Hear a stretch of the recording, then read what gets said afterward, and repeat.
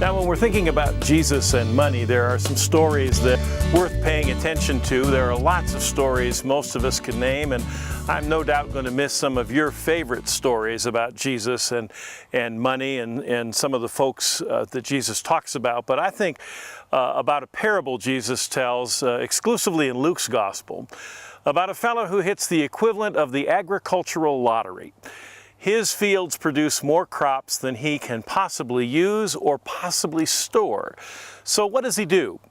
He says to himself, well, self, here's what we're going to do. I'm going to tear down my old barns. I'm going to build new barns, and I'm going to store up for myself all that I need, and I will eat, drink, and be merry for the rest of my days.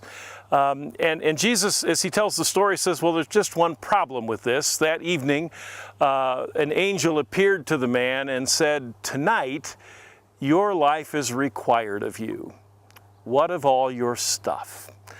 But we like our stuff, and there's something, at least when we first hear this parable, that doesn't seem quite fair. The guy's finally, through all of his hard work and effort, or through the grace of God, or some combination of both, his crops have come in, and it seems like he should be able to receive the reward of this work and this bounty. The problem is that in the First Testament and the world of Jesus, there was an understanding that you didn't keep everything that the land produced all for yourself. There was a sense of belonging to a larger community and a need to care for the poor, and so you were to leave some of what you could not harvest behind so that the poor could come into the fields and take what they needed so they would be cared for.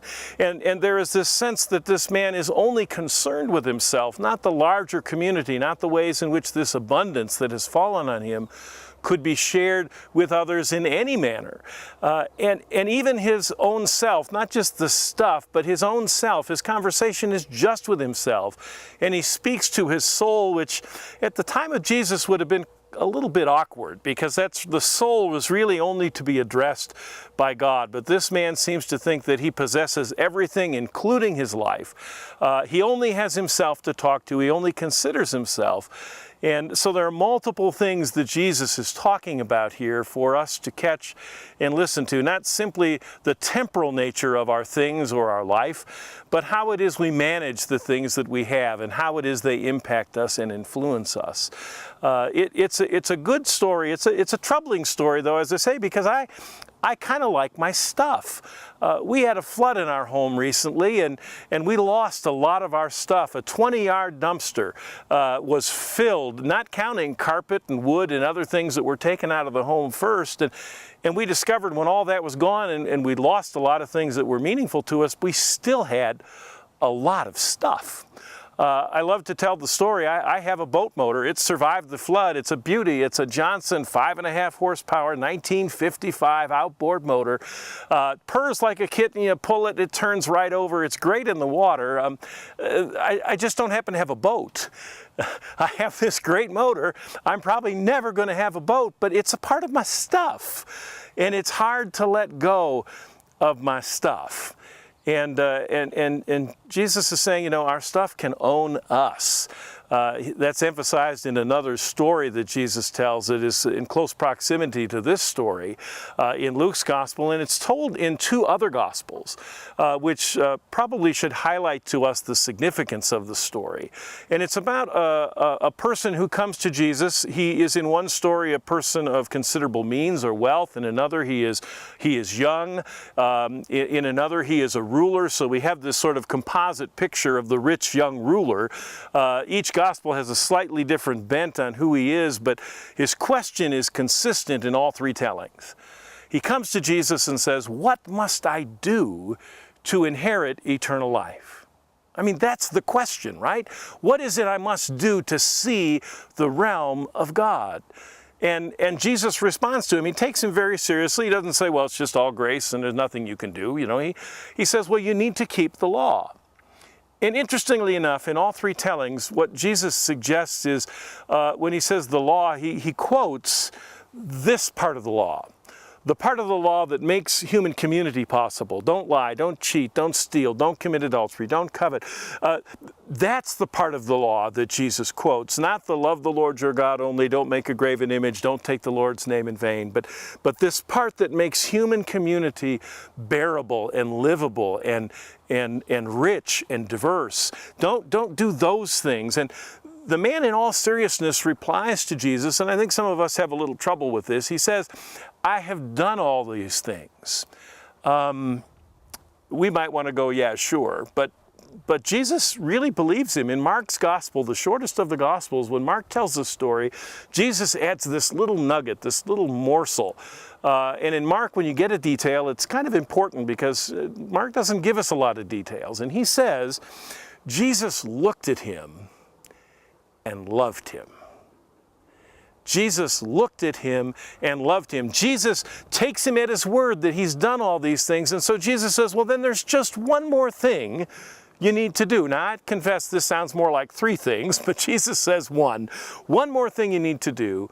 Go, sell all that you have and give it to the poor so you will have treasure in heaven, and come and follow me. Jesus looked at him and loved him. Surely this is a story that's going to end well, and yet in all three tellings it ends the very same way. The man went away sad because he had many things. Or we might understand that his many things had him. His wealth, his possessions become a barrier to his ability to enter into discipleship with Jesus. That fortunately is not the only time or the only prescription that Jesus gives for following him. It's not always you have to sell everything, fortunately, to be a disciple. We can take some solace in that. But for us, particularly in the world in which we live, and for those of us who live in the Western Hemisphere and the great accumulation of stuff that we have, the question lays at our feet. Is our stuff a barrier to discipleship? It is a barrier to trusting in God. Could we really let go of it to find our life? When Mark's gospel goes on with this story, he suggests that it's very difficult for the rich to enter the realm of God, that it's easier for a camel to go through the eye of a needle than it is for the rich to see the realm. That's a troubling statement, and one that should challenge us and think about our stuff and our relationship and how does it interfere with our ability to truly follow Jesus. It's a fair question about our wealth. Then there's one other story I think that's important for us to think about, and we hear it both in Matthew's Sermon on the Mount and Luke's Sermon on the Plain. The idea that we should not be anxious. Jesus looks at the crowds and the multitude and says, don't be anxious about your life. Don't worry about what you will eat or what you will wear. The heathen, the pagans, the Gentiles worry about those things. Don't you worry about those things. He says, look around.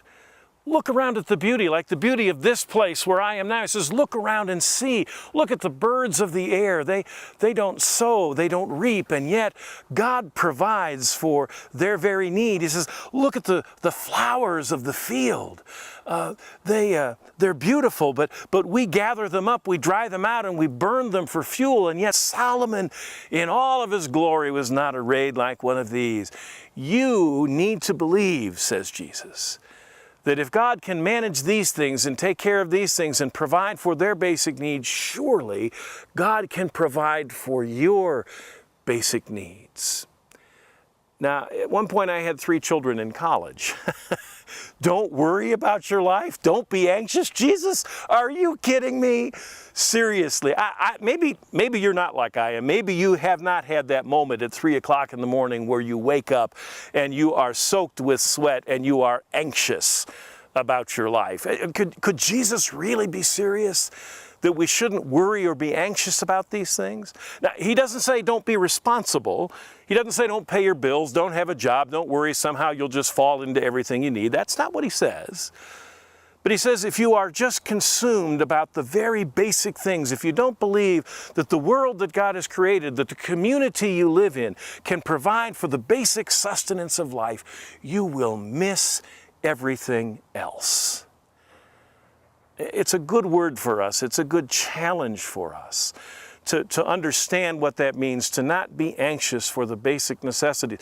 Going back to our play on the Genesis text and our understanding of Sabbath, that the world is created to provide for these things, and God seeks to give them to us as we need them, and has given us each other to make sure that those things are in place, that we might have a truly abundant life. It's an important part of stewardship for us to consider.